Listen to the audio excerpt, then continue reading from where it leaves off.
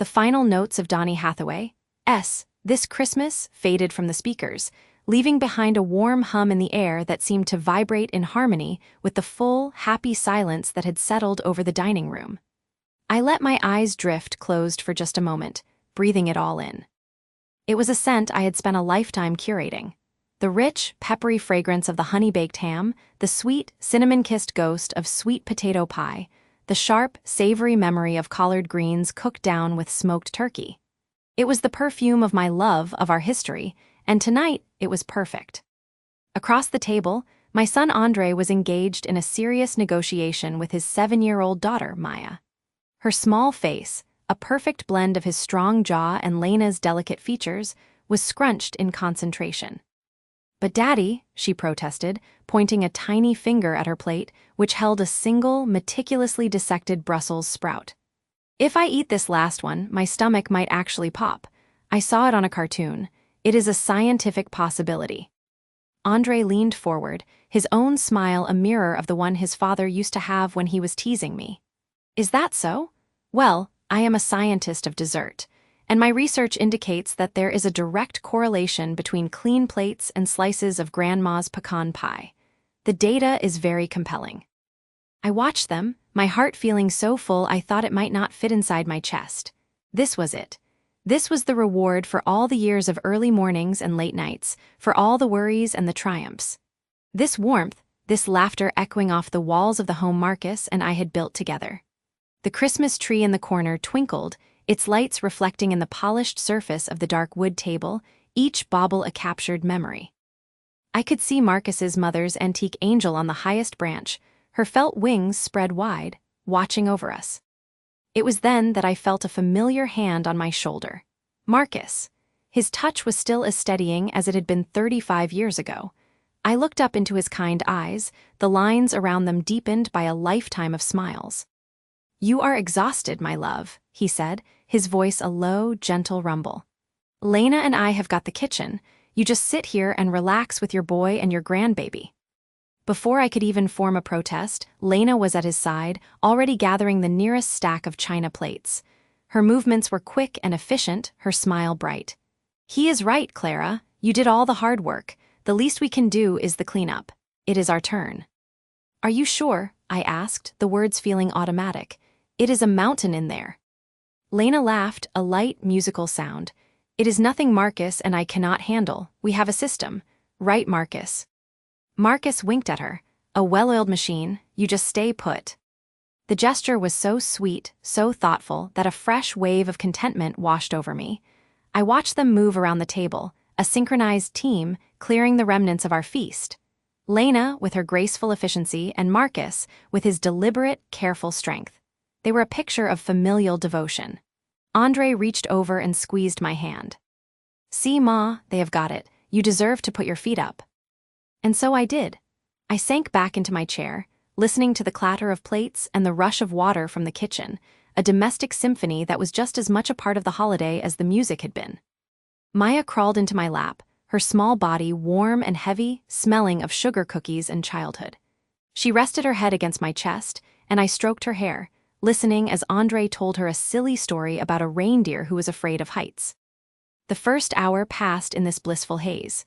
The sounds from the kitchen were constant but muffled, the clinking of glassware, the low murmur of voices. I assumed they were talking about work or maybe planning a surprise for Andre's birthday next month. I felt a flicker of gratitude, so profound it was almost dizzying. This was my family. This was everything I had ever wanted. But as the second hour began to stretch, the quality of the sounds from the kitchen changed. Or perhaps it was I who changed. The comfortable murmur of voices became less frequent, replaced by long stretches of near silence, punctuated not by the casual clatter of cleaning, but by the occasional, soft click of a cabinet closing, or a single, low word I could not quite make out. The laughter that had peppered their initial efforts had ceased entirely. A subtle thread of unease began to weave itself through my contentment. It was a cold, fine needle, pricking at the edges of my peace. They are just being thorough, I told myself. Lena is meticulous. Marcus does not like to leave a single spot on the stainless steel. It is a big kitchen. I tried to focus on Andre's story, but my attention was pulled, like a compass needle finding north, toward the kitchen doorway. The swinging door was slightly ajar, and I could see a sliver of the bright overhead light, a stark contrast to the soft, warm glow of the dining room candles. Another 15 minutes passed. The pie sat uneaten on the sideboard. Maya had fallen asleep in my arms, her breathing deep and even. "They are taking a long time," I murmured, more to myself than to Andre. He shrugged, scrolling through his phone. "It was a big meal, Ma, and you know Dad, he will not stop until every spoon is polished." It was a reasonable explanation. It was the explanation I wanted to believe, but the feeling would not loosen its grip. It was a gnawing sensation now, a quiet, insistent voice in the back of my mind that was starting to shout down my logic. Why were there no more voices? A cleanup for two people, even a large one, should be filled with idle chatter, with the noise of companionship. This silence felt heavy, deliberate. It was the kind of silence that was not empty, but full of things left unsaid. I remembered the way Lena had looked at Marcus when she said, "We have a system." It had been a quick glance, a flash of something in her eyes that I had not registered at the time. Was it understanding, or was it a warning? My mind, that treacherous organ, began to race, connecting dots that probably did not exist. The way Marcus had been on his phone more than usual lately, always stepping into the other room to take calls. The new perfume Lena had started wearing, something subtle and expensive. The fact that they had arrived together tonight, even though Lena's office was in the opposite direction from Marcus's golf game. I had thought nothing of it then. Now, each memory felt like a piece of a puzzle I did not want to see completed. "This is paranoia, Clara," I chastised myself. "This is you, tired and emotional after a long day, looking for shadows where there are none. You have a wonderful family. Be grateful." But the gratitude had soured. The festive cheer had faded, leaving behind the cold, gray ashes of doubt. The twinkling Christmas lights now seemed to mock me, each one a tiny, blinking eye witnessing a secret I was not privy to. I could not sit still any longer.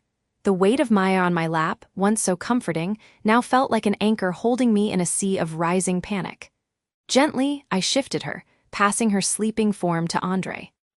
"I am just going to see if they need any help," I said, my voice sounding strangely high and thin to my own ears.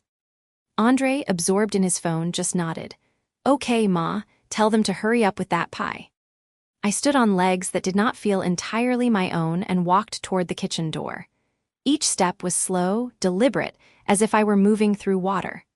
The cheerful sounds of the holiday were gone, replaced by the deafening beat of my own heart thudding in my ears. I pushed the swinging door, just enough to peer inside. The scene was both perfectly ordinary and utterly chilling. The kitchen was spotless. Every surface gleamed. The counters were wiped, the pots were hung, the floor was mopped. It was a testament to 2 hours of dedicated work. But they were not working. They were standing by the sink, very close together. Marcus had his back to me. Lena was facing him, her head tilted up. Her hand was resting on his arm. It was not a casual touch. It was an intimate touch, a gesture of comfort or of conspiracy. Her face was pale, her expression strained, and she was speaking to him in a low, urgent whisper. I caught only a fragment, a single phrase that sliced through the quiet room and into my soul with the precision of a surgeon's blade. She said, "Marcus, we cannot keep doing this." And in the terrible silence that followed, I saw my husband's shoulders slump, not in fatigue, but in what looked like a profound and shared sorrow. The festive facade had cracked, and through the breach, a terrible, cold truth began to seep in. The silence in the house after Lena and Andre left for their date was heavier than any I had known before. It was not a peaceful quiet, but a waiting one, a held breath.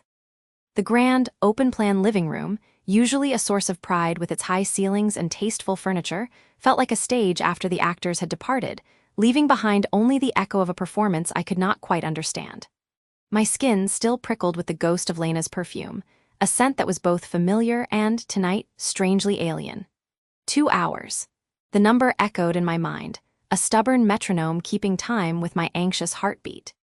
2 hours is a long time to be gone for a simple errand that should have taken 20 minutes. I tried to settle with a book, but the words blurred into meaningless shapes. I attempted to tidy the already immaculate kitchen, but my hands were restless, betraying me.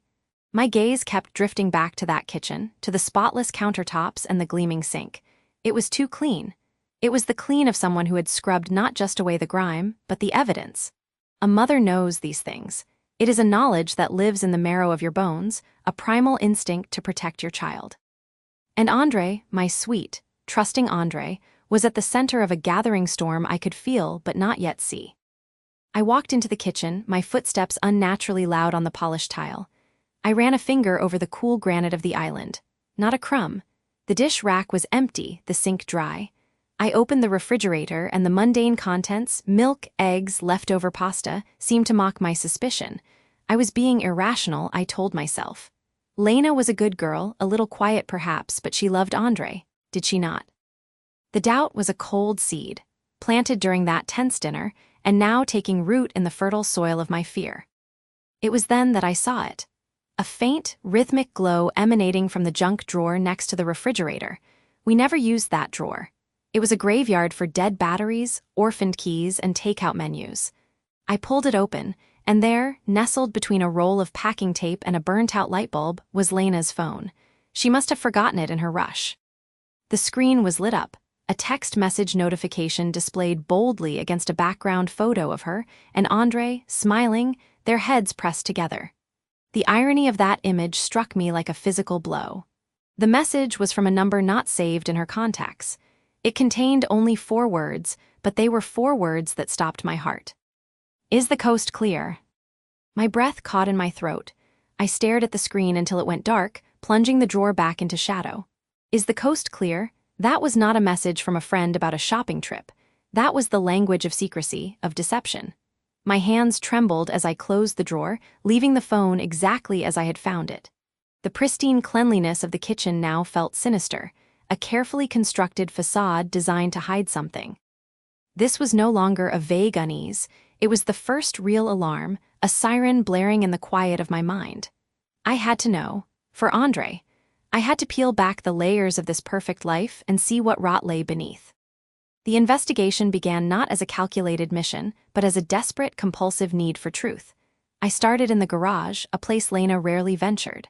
Andre's tools were neatly organized on their pegboard, but my eyes were drawn to the concrete floor near my car. There, half hidden under the tire, was a small, silver earring shaped like a teardrop. I picked it up. It was not mine. I knew with a cold certainty it was not Andre's taste for Lena. It was too flashy, too bold. It was an intruder in our home, a tiny, metallic clue that someone else had been here. I closed my fist around it, the sharp edge digging into my palm.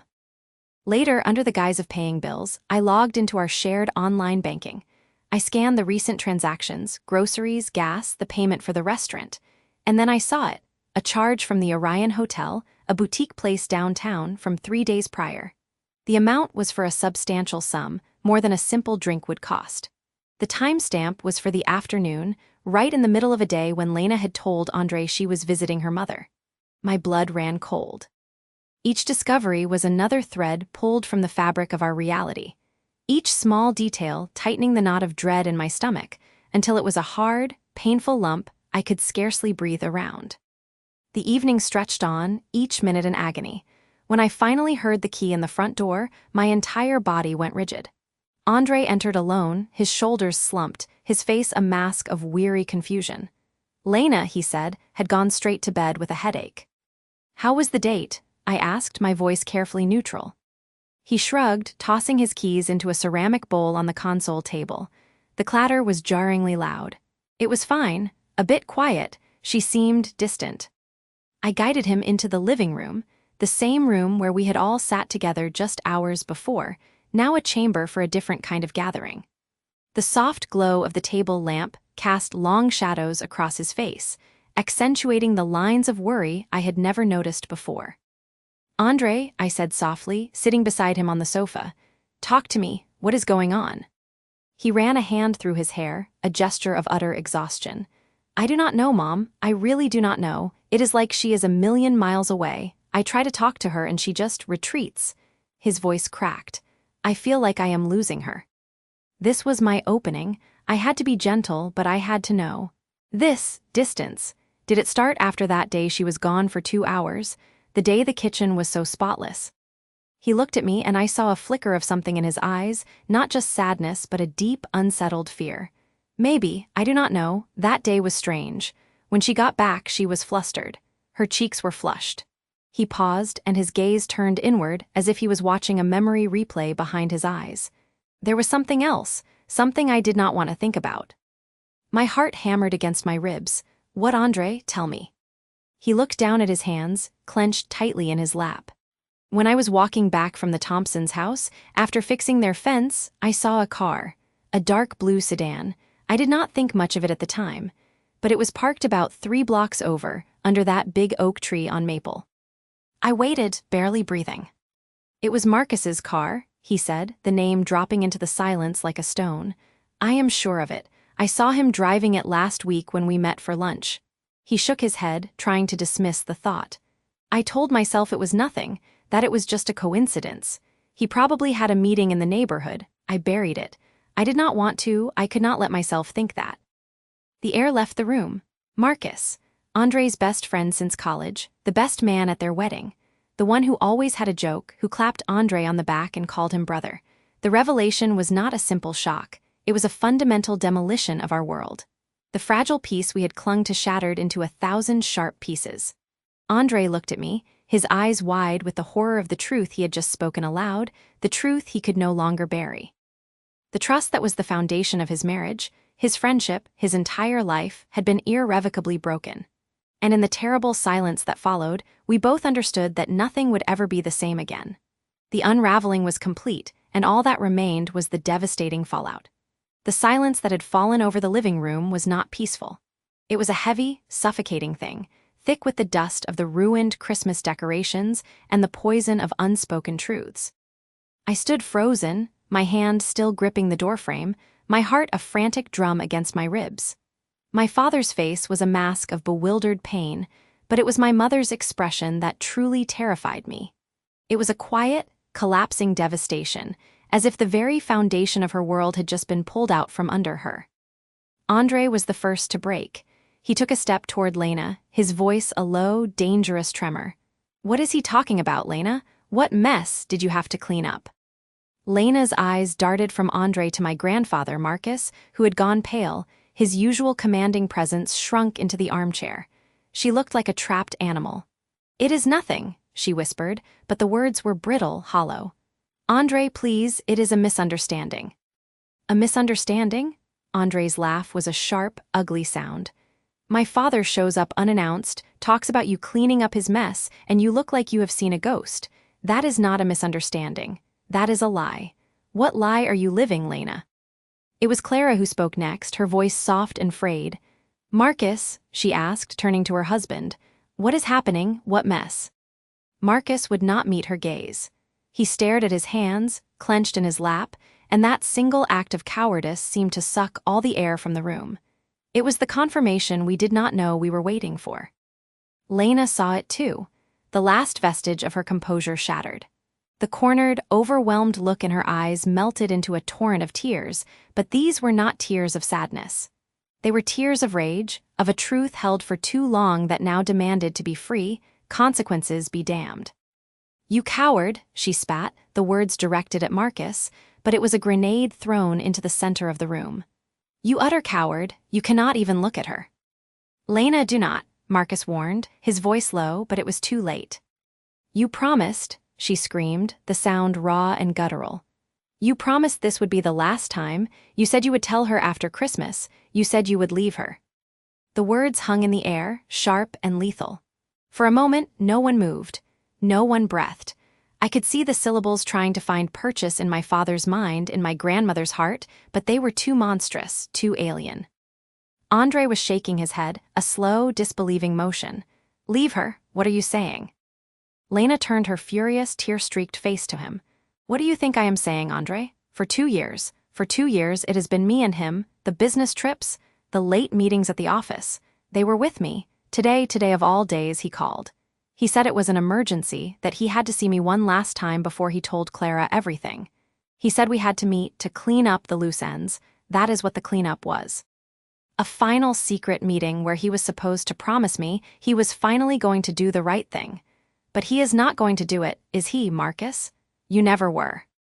The confession did not land like a single blow. It was a series of them, each one more brutal than the last. 2 years, a final meeting, a broken promise. I watched as the understanding dawned on my father's face, and it was the most horrifying thing I have ever witnessed.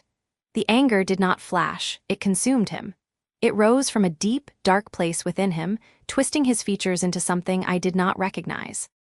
The betrayal was not singular. It was a double-edged sword wielded by his wife and his father. He did not look at Lena again, his eyes, burning with a cold fire, locked onto Marcus. "You," he said, the word a whisper that carried the weight of a scream. "My father, my own father." Marcus finally looked up, his face ashen. "Andre, it is complicated." "Complicated?" Andre's voice rose, shaking the ornaments on the ruined tree. "You destroyed my family under my own roof. You looked me in the eye for 2 years and lied. You are not my father. You are a stranger, a viper." The grief came from the other side of the room. It was a sound, a low, keening moan that seemed to come from the very soul of my grandmother, Clara. She did not scream or shout. She simply folded in on herself, as if the weight of the revelation was too heavy for her bones to bear.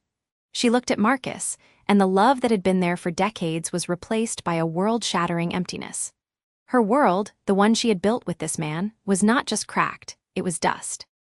I wanted to run to her, to hold her, but my feet were rooted to the spot. I was a ghost in my own home, witnessing the end of everything. The reckoning was swift and absolute. There were no more words that night, only the brutal architecture of consequence being built around us. Andre turned and walked out of the living room, out of the house. He did not slam the door. The quiet click of the latch was more final than any explosion. The days that followed were a numb, gray blur. Andre returned only once when Lena and I were at the store. He took his things. A week later, a thick envelope arrived from a lawyer. Divorce papers. He severed all contact with Marcus. Completely. Phones were blocked, emails bounced back. It was as if his father had ceased to exist. The rage did not fade, it solidified into a permanent, icy silence. Clara, after a period of profound, terrifying quiet, where we feared she might simply fade away, she began to rebuild. It was a slow, painful process. There was no dramatic reconciliation, no tearful forgiveness. One afternoon, I found her sorting through old photo albums. She was not crying. She was examining each picture with a strange, detached curiosity, as if studying the life of someone she used to know. She looked up at me and said, "I thought my life was a story with an ending I knew. It turns out it was a different story altogether. Now I must write the next chapter by myself." She found a small apartment across town. She started attending a pottery class. The closure she found was not in forgiving Marcus. It was a hard-won strength, forged in grief, to move forward alone. She was forever changed, a monument to the Christmas the cleaning never ended. As for me, I drifted between 2 broken homes, feeling like a guest in both. The confrontation had left a scar on my memory, a frozen image of my mother's furious confession and my grandmother's silent collapse. Months passed. The sharp pain dulled into a constant ache. Then, one evening, my mother called me into the living room. The divorce was nearly final. The house felt too big, too empty for just the 2 of us. "Maya," she said, her voice tentative, a ghost of its former self. "There is something I need to tell you, something about that day, about everything." She took a deep breath, and I saw a flicker of the old fear in her eyes. "What happened, it was not the whole truth. There is more."